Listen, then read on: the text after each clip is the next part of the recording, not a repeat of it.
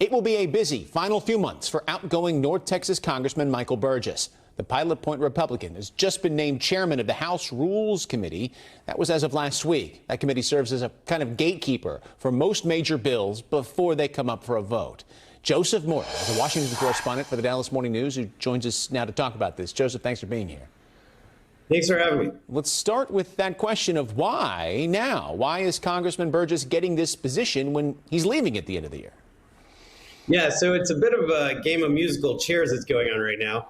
Congresswoman Kay Granger, who's from Fort Worth there, is also retiring after this Congress, and she decided to step down early from the Appropriations Committee. So then Tom Cole from Oklahoma is taking over that committee, which frees up the spot on rules. So there's this kind of shuffle. Congressman Burgess was the vice chair. He's been on the Rules Committee for many years.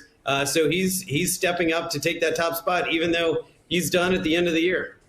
So you mentioned Kay Granger and appropriations. Even for someone who doesn't follow Congress as closely as you do, that term maybe makes some sense, appropriations.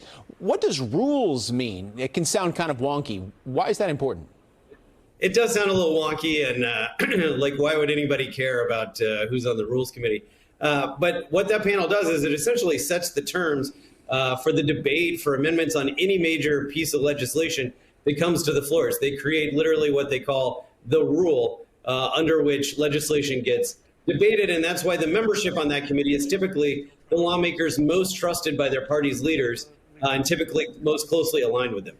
There's been a lot of infighting even within the Republican Party in recent months, I guess you could say years. How will this particular committee and how specifically with Congressman Burgess, what will he have in front of him for the remainder of his term? Let's put it that way.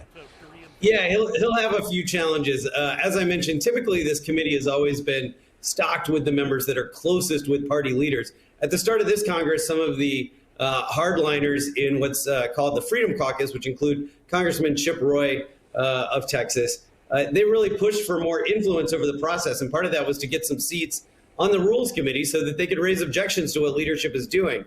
And that's led to a little more dissent than you would typically see from within the majority party on the Rules Committee.